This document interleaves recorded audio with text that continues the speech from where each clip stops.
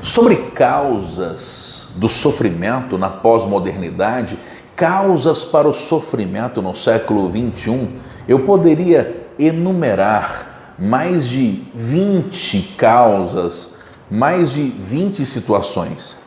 Mas eu vou falar nesse nosso curso das três mais importantes,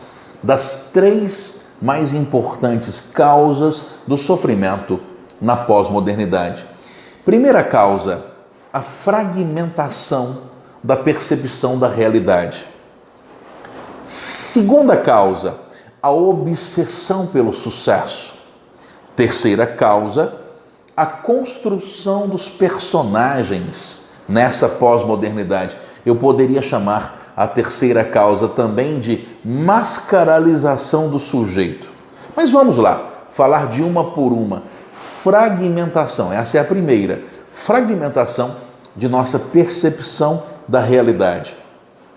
Alguns chamam, eu mesmo chamo de cultura playlist.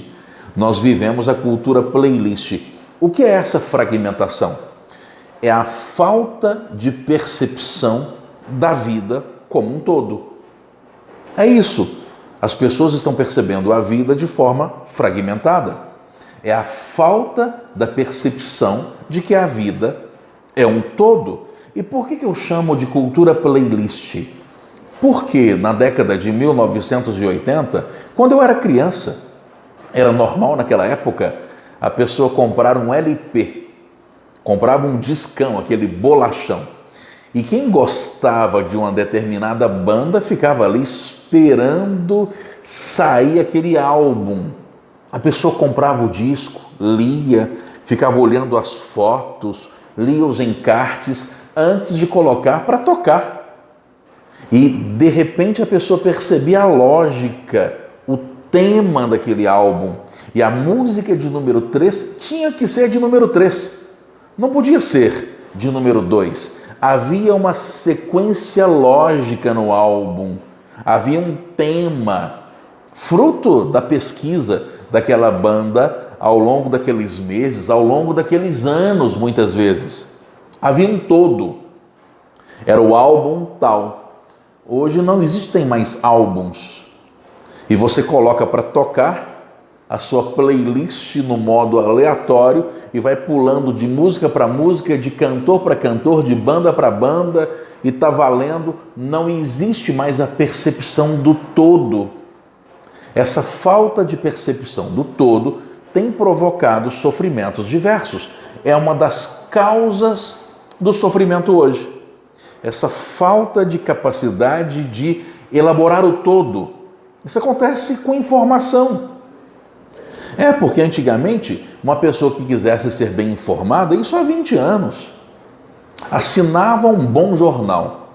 O jornal chegava à casa todos os dias e a pessoa lia aquelas informações que estavam no jornal. Lia o que interessava, ou às vezes lia o jornal quase todo e terminava de ler o jornal com aquela sensação boa de que leu tudo o que havia para ser lido. Com o Google é impossível você ler tudo o que há para ser lido. Há aquela sensação de que nunca termina, de que o todo não existe, de que você nunca chega à ideia do todo. Essa ideia de fragmentação está acontecendo em diversas situações da vida. Em diversas situações da vida. Está acontecendo, por exemplo, em relação ao tempo. A nossa percepção de tempo está ficando absurdamente fragmentada. Claro, porque ao longo da história nós fomos mudando o jeito de perceber o tempo. Lá nos tempos da Bíblia, tempo de Jesus, por exemplo, século I, era normal que o tempo fosse medido de hora em hora. Quando é que nós vamos nos encontrar? Quando for a 8ª hora do dia, a 7ª hora do dia. Isso porque estamos falando de registros feitos com base naquilo que era falado pelas autoridades romanas. Porque as pessoas mais simples nem falavam de 1ª hora, 2ª hora do dia naquela época. Só olhavam para o céu e viam se era tarde ou se era manhã e pronto. Ou seja, o tempo era medido de um jeito na antiguidade. Aí você vai para a Idade Média, o tempo continua sendo medido de forma bastante relativa, sem essa precisão que nós temos hoje. Mas aí vem 1780, a primeira Revolução Industrial. E o tempo começa a ser medido num tamanho menor. Começamos a falar no quarto de hora. Que horas são? 1/4 para as 10 horas. Vem a segunda Revolução Industrial. E agora já não era mais só a máquina a vapor. Com a segunda Revolução Industrial, 1880, 1900, aparece o automóvel, o telefone. Um pouco mais tarde vem o avião. E aí, os nossos relógios passaram a medir minutos, segundos. Ao longo do século XX, ainda vão aparecer o controle sobre a energia nuclear, a internet. E o mundo, com essas novas tecnologias, vai ficando mais rápido, a vida mais agitada, a troca de mercadorias, de pessoas e de ideias cada vez mais rápida. E hoje, o e-mail que você manda para o seu amigo que está em Tóquio chega lá a 10 a menos 12 segundos. É a picotecnologia. 0,000000001 segundos. Puxa vida! Pensa comigo, se você mandasse uma carta para o seu amigo que estivesse em Lisboa, em 1700 e alguma coisa, a sua carta levaria 3 meses para chegar lá. Hoje a sua carta, o seu e-mail, leva menos de 1 segundo para chegar lá. Pela primeira vez na história, nós estamos sendo obrigados a medir o tempo num tamanho, numa dimensão que a nossa percepção humana não percebe mais. É como se nós tivéssemos perdido a capacidade de medir o tempo, de perceber o tempo. O tempo ficou fragmentado demais para nós. A vida fragmentada demais. É a cultura playlist. Como psicanalista, eu atendo muita gente que sofre com isso, que produz ansiedades por causa disso. E aí eu pergunto o seguinte: por que a criança de 2 anos chora quando rala o joelho? Porque dói, eu sei. Mas o adulto também sente a dor quando rala o joelho e não chora. Por que o adulto não chora? Porque o adulto sabe que vai passar. O adulto que já tem mais experiência de vida sabe que essa dor vai acabar daqui a pouco. Porque o adulto tem a capacidade de perceber a vida como um todo. De perceber a vida como um todo. A criança não.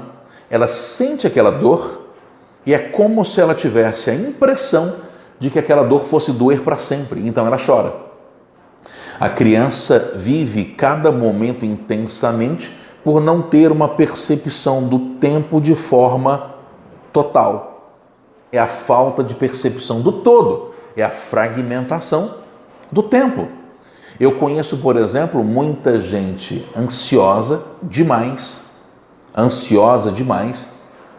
porque ainda que a ansiedade seja essa vontade de fazer o futuro chegar logo, ainda que a ansiedade seja uma espécie de excesso de futuro, a pessoa fragmenta o tempo e só consegue pensar nesse futuro.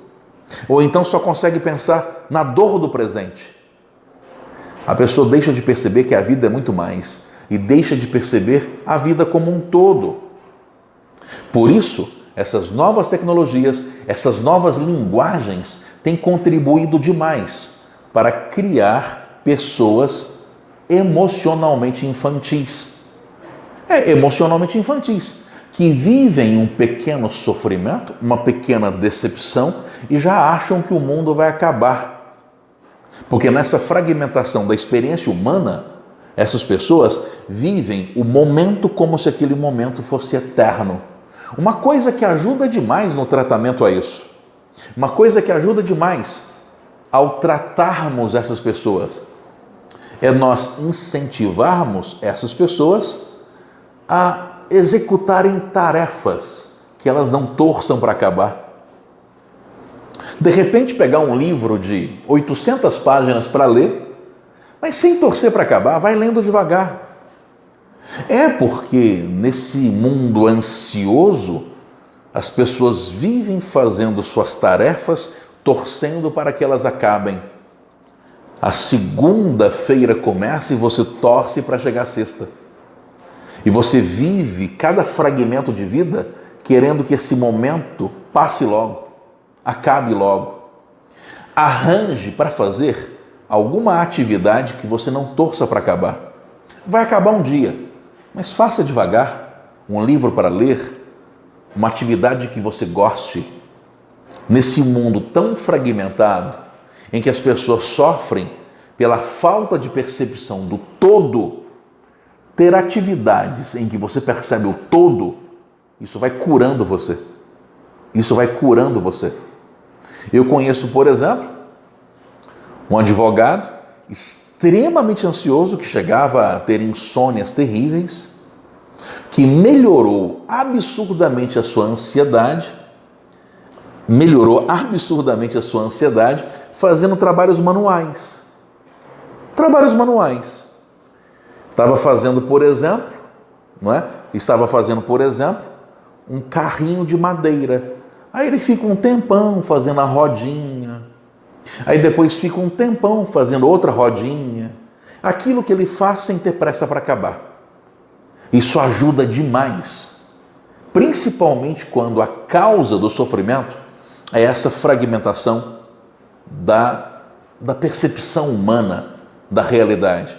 Segunda causa de sofrimento, segunda enorme causa de sofrimento, a obsessão pelo sucesso. A obsessão pelo sucesso. Vivemos uma sociedade em que as pessoas querem ter sucesso a qualquer custo. É como se as pessoas tivessem que ter sucesso para depois serem felizes. Isso provoca sofrimentos diversos. Na psicanálise, por exemplo, essa obsessão pelo sucesso acaba trabalhando com um conceito que nós chamamos de ideal do eu. Por quê? Porque quando você visualiza o sucesso, você se imagina perfeito, obtendo sucesso. E quando você exagera no desejo de sucesso, quando você imagina esse sucesso com detalhes demais, a chance de você não alcançar esse sucesso é enorme. A chance de dar errado é enorme. E quanto maior é o sucesso, com mais detalhes você imagina, menor é a chance de acontecer do jeito que você imaginou. E aí vem a frustração. E o pior é que hoje impera aquele discurso de que é só pensar que vai dar certo. Aí você pensa, não dá certo e se frustra, pensando que é só com você que não dá certo. Não! Essa obsessão pelo sucesso está adoecendo as pessoas. Essa obsessão pelo sucesso está deixando as pessoas doentes. Na verdade é o contrário. Você tem que mudar a fórmula. Você não tem que ter sucesso para ser feliz. Você tem que aprender a ser feliz. E aí, se você for feliz, haverá uma enorme chance de você obter sucesso. Essa fórmula não pode ser mudada, senão você adoece. A obsessão pelo sucesso é um fator de adoecimento. Claro, você pode planejar o seu sucesso, claro que pode. Você pode pensar no seu sucesso, deve pensar, mas ele é parte da vida. Ele não é a sua vida. Certa feita perguntaram para Clarice Lispector o que ela achava do seu sucesso como escritora. Então ela disse que achava mais importante, muito mais importante, o seu sucesso como mãe do que o seu sucesso como escritora. E é uma resposta interessante. Não quer dizer que o sucesso como escritora não fosse importante, mas era só uma parte da vida, uma parte no meio de tantas outras partes. É obsessivo achar que a sua felicidade depende apenas de uma área da vida. Isso adoece um monte de gente. Claro, quando eu trato gente assim, quando eu trato pessoas assim, eu sou obrigado a dizer a essas pessoas que elas precisam entender que o sucesso é parte da vida. O sucesso não é a vida toda. O sucesso é apenas parte da vida. Terceira causa de sofrimento nessa pós-modernidade: a questão do personagem, dessa narrativa que é a vida. A mascaralização do sujeito. Sabe o que é? É que nós criamos uma sociedade em que as pessoas estão desejando sonhos parecidos. As pessoas querem ter o mesmo carro, consumir os mesmos produtos, estão vivendo as mesmas vidas, tendo os mesmos sonhos. E aí, é como se essas pessoas estivessem todas adquirindo o mesmo rosto. E a pergunta é: qual é o seu rosto nesse mundo de iguais? Qual é a sua cara nesse mundo em que todo mundo fala do mesmo jeito, usa os mesmos jargões? Profissionais, por exemplo, como eu dizia lá na aula 1, gente que fala tudo do mesmo jeito, igualzinho. Qual é o seu rosto nesse mundo de iguais? O que você vai fazer para se diferenciar, para ser você? É porque esse mundo em que as pessoas vivem as mesmas vidas, isso tem construído uma profunda sensação de falta de identidade. Uma profunda sensação de falta de identidade. E por favor, há um outro problema sério hoje sobre o personagem, que é a questão da mascaralização ou desmascaralização do sujeito. É que você é uma pessoa, mas você tem perfis sociais, você tem papéis sociais. Como professor, eu tenho um papel. Como psicanalista, eu tenho outro papel. Como marido, eu tenho outro papel. Como pai, eu tenho outro papel. São papéis sociais. Agora, preste atenção no que eu vou falar para você. Alguns papéis são públicos, outros papéis sociais são privados. Alguns papéis são públicos, outros papéis são privados. E é importante que haja uma diferenciação entre esses perfis. Por quê? Porque há 40 anos, como é que era a vida? O sujeito trabalhava numa empresa e lá ele tinha um papel social importante como gerente naquela empresa. Importante demais. Aí ele ia para casa e em casa ele deixava de ser gerente e voltava a ser pai, marido e pronto. Papéis sociais diferentes em lugares diferentes. Em lugares diferentes. E vou te dizer uma coisa: a sanidade mental exige que você separe os perfis públicos dos perfis privados. O que acontece hoje? O sujeito trabalha no mundo lá fora. Aí ele chega em casa e vai fazer live. Continua dialogando com o mundo lá fora. É como se o perfil público esmagasse o perfil privado. E o sofá, que antigamente era para ser só doméstico, agora virou o palco de um novo show, que são as lives intermináveis. Sim, eu não estou dizendo que você não tenha que fazer, eu faço lives, mas é muito importante dentro de nossa saúde mental que nós separemos o público do privado. Isso faz uma diferença enorme, porque essa mistura entre o público e o privado está adoecendo terrivelmente as pessoas. Adoecendo muito. Muito mesmo. Essa mistura. Interessante como que isso está acontecendo até no mundo dos heróis. Porque na década de 1980, ninguém podia saber qual era a identidade secreta do super-homem. Era só colocar os óculos que tudo mudava e ninguém mais sabia que o Clark Kent era o super-homem. Havia uma identidade privada, pessoal, e uma identidade pública, muito pública. Mesmo que o Clark Kent fosse um jornalista e trabalhasse, e aquilo ali fosse público, mas era o público numa dimensão menor. Hoje o que acontece? Nesses heróis, nessas construções da Marvel, por exemplo, Todo mundo sabe que o Homem de Ferro é o Tony Stark. Todo mundo sabe que o Wolverine é o Logan. Ou seja, houve uma mistura entre o público e o privado. E isso é uma marca da sociedade atual. Inclusive o diretor daquele Homem de Ferro 1, acho que é 2008, fala que há uma cena no filme, a última cena, que foi fundamental para o grande sucesso da Marvel a partir daquele ano. Não estava combinado, mas no final, o ator que interpreta o Homem de Ferro, o Tony Stark, disse o seguinte, numa coletiva de imprensa, o Tony Stark, na verdade, o roteiro pedia que ele falasse outra coisa, mas ele diz assim, eu sou o Homem de Ferro. E o diretor resolveu deixar essa fala que teria sido dita apenas como brincadeira. Isso foi instigante, porque acabou revelando esse mundo de que mistura o público ao privado. E por que falar de heróis é interessante? Porque se a criança deseja ser o herói, se o Homem de Ferro acaba sendo o sonho de muitos adolescentes e crianças, e tanta gente quer ser o Wolverine, o herói, acaba de certa forma representando desejos bem inconscientes de uma determinada sociedade.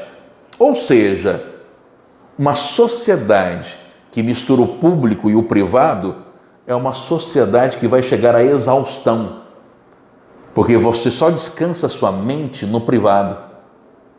Uma sociedade exposta ao público o tempo todo não relaxa nunca.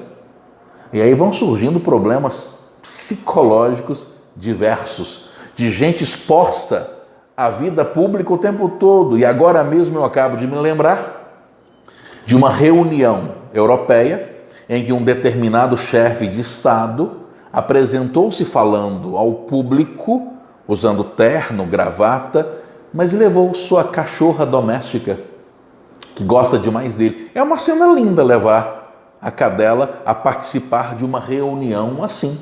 O presidente do país, o chefe de Estado, levando o cachorro. Só que, de certa forma, simbolicamente, isso representa uma sociedade que perdeu o limite entre o público e o privado.